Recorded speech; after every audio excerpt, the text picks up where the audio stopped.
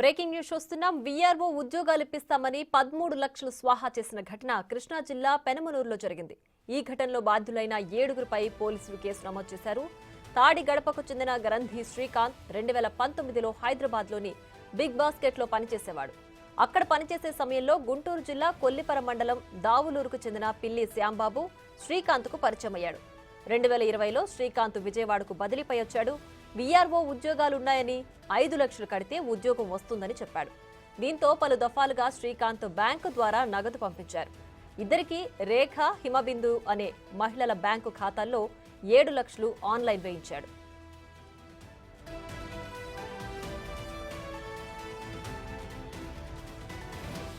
VRO ఉద్యోగం వచ్చిందని చెప్పిన అనిల్ కుమార్ అనే వ్యక్తి శ్రీకాంత్ కు ఓ లెటర్ ఇచ్చి అవనిగడ్డలో వీఆర్ఓ వీర్ల నాగేశ్వరరావు వద్ద 6 నెలలు శిక్షణకు పెట్టాడు. ప్రతి నెల 15,000 జీతం ఇచ్చారు.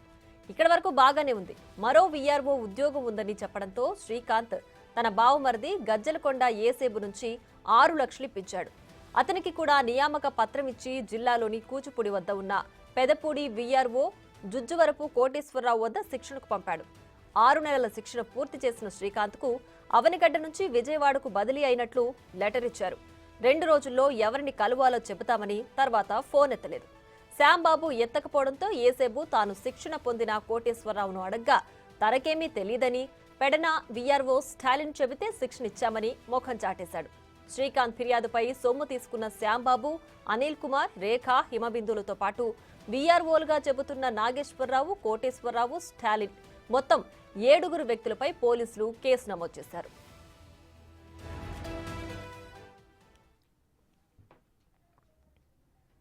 నేను 2019 హైదరాబాద్లో జాబ్ చేసినప్పుడు శ్యామ్ అనే అతను పరిచయం అయ్యాడు. అతను తర్వాత నేను విజయవాడ ట్రాన్స్ఫర్ అయ్యి నేను విజయవాడకు రావడం జరిగింది. వచ్చిన ఒక సంవత్సరం తర్వాత నాకు శ్యామ్ మళ్ళీ పరిచయం అయ్యి నాకు కాంటాక్ట్ అయ్యి నాకు ఏదో జాబ్ ఉంది చేస్తామని చెప్పి అడిగాడు. తర్వాత నాకు అతని ద్వారా కొంత అమౌంట్ అవుతుంది, అది ఇవ్వగలవా అని చెప్పి ఆయన కూడా అడిగాడు. సరే అని చెప్పి ప్రొసీడ్ అవుదామని చెప్పి అన్న తర్వాత నాకు అతని ఫ్రెండ్ అనిల్ అనే అతను పరిచయం చేసి అతని ద్వారా నాకు అన్ని ప్రొసీజర్స్ అన్నీ ఎట్లా చేస్తారో అన్నీ చెప్పి నాకు చేయడం జరిగింది. శ్యామ్ ఫ్రెండ్ అనిల్ ద్వారా నాకు ఒక joining letter, VRO joining letter, తర్వాత జాయినింగ్ అయిన తర్వాత మన విజయవాడకి ట్రాన్స్ఫర్ అయిన అటు తర్వాత జాయినింగ్ అయిపోయామని చెప్పి నాకు ఒక ఎస్ఆర్ కాపీ కూడా ఇవ్వడం జరిగింది శ్యామ్ ద్వారా, అనిల్ ద్వారా. ఈ ప్రాసెస్లో నాకు దగ్గర ఒక 7 లక్షల దాకా ఖర్చు అయింది. ఈ ప్రాసెస్లో వీఆర్ఓ జాయినింగ్ అయిందని చెప్పిన తర్వాత నాకు అవనగడ్డ పోస్టింగ్ ఇచ్చానని చెప్పి అవనగడ్డకి వెళ్ళిన తర్వాత మమ్మల్ని మోసం చేయడం జరిగింది. మా ఇద్దరి దగ్గర నుంచి దగ్గర 12 లక్షల రూపాయల దాకా వసూలు చేసి జాబ్ ఇప్పిస్తామని చెప్పి మోసం చేశారు. నా పేరు యోసేపు. ఇట్లా వీఆర్ఓ ట్రైనింగ్కి వెళ్ళాం, వీఆర్ఓ జాబ్కి. అక్కడ ట్రైనింగ్ 6 మంత్స్ చేసిన తర్వాత పోస్టింగ్ కోసం వెయిటింగ్ చేసి ఇచ్చారు. ఏంటని చెప్పి రీజన్ అడిగితే ఏం మాట్లాడిపోయేసరికి మాకు తెలిసిన వాళ్ళ ద్వారా మేము మాట్లాడితే అది ఫేక్ అని తెలిసింది. మేము ఒక 5 లక్షలు కట్టాం, మా బావ ఒక 7 లక్షలు కట్టాడు. అది కేసు ఎఫ్ఐఆర్ ఫైల్ అయింది. నేను దాని గురించి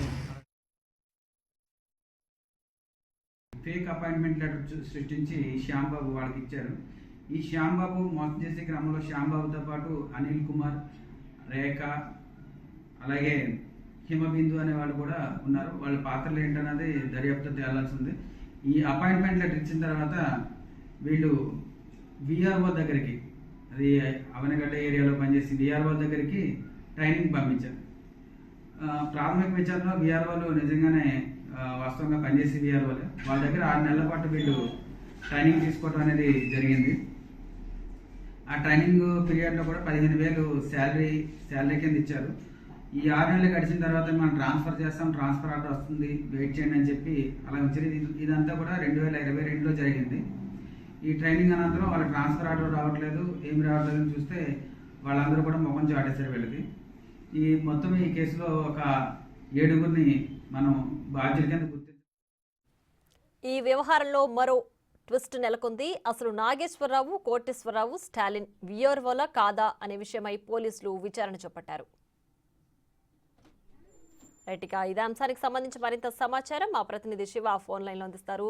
శివ, చెప్పండి, ఉద్యోగాలు ఇప్పిస్తామంటూ కూడా లక్షల్లో గుంజేసిన ఘటన చోటు చేసుకుంది. సో దీంట్లో విఆర్ఓలుగా కూడా ఉన్నారు. సో వాళ్ళు నిజంగా విఆర్ఓలా?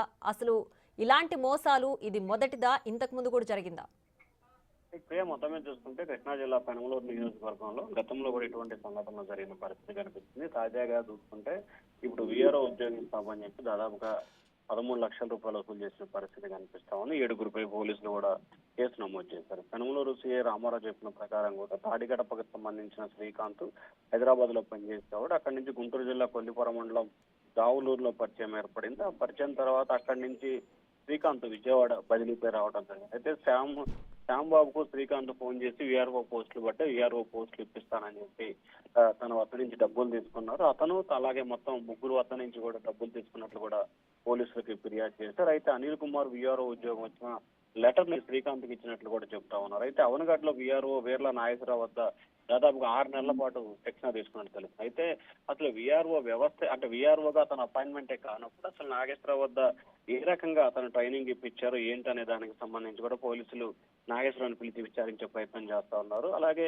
ప్రతి నెల 15,000 రూపాయల జీతం కూడా సొంత డబ్బులు ఇచ్చినట్లు కూడా తెలుస్తా ఉంది. దీనికి సంబంధించి శ్రీకాంత్ బావమర్ది అలాగే ఏఎస్ఎఫ్ వద్ద కూడా దాదాపు 6 లక్షలు తీసుకున్నట్టు తెలుస్తుంది. అతనికి కూడా నియమక పత్రం ఇచ్చి కూచిపూడి అదే జిల్లాకు సంబంధించి కూడా కూచిపూడిలో ఉద్యోగం అని చెప్పినట్టు తెలుస్తాం. సో మొత్తం మీద ఈ కేసుకు సంబంధించి అనేక మలుపులు తిరుగుతున్న పరిస్థితి కనిపిస్తాం. దీంట్లో పలువురు రాజకీయ నాయకుల పాత్ర కూడా అంటే గత ప్రభుత్వంలో ఉన్న రాజకీయ నాయకుల పాత్ర కూడా ఉన్నట్లు పోలీసులు ప్రాథమికంగా అవగాహన రావడం జరిగింది. అసలు ఈ వ్యవహారంలో నాగేశ్వరరావు కోటేశ్వరరావు అసలు వీఆర్ఓలా లేదా కాదా, అసలు వీఆర్ఓలు కాదన్నప్పుడు వారు ఎందుకు ట్రైనింగ్ ఇవ్వాల్సి వచ్చింది అనే కోణంలో కూడా లోతుగా దర్యాప్తు అయితే జరుగుతున్న పరిస్థితి కనిపిస్తా ఉంది. అయితే శ్యాంబాబుకు శ్రీకాంత్ కు హైదరాబాద్ లోనే పరిచయం ఉంది కాబట్టి వీళ్ళకే ఉద్యోగాలు ఇప్పిస్తానని చెప్పి తీసుకున్నాడా, ఇంకా ఎవరి దగ్గర తీసుకున్నాడా అనే కోణంలో కూడా పోలీసులు అయితే విచారణ చేపడతా ఉన్నారు. ప్రియా.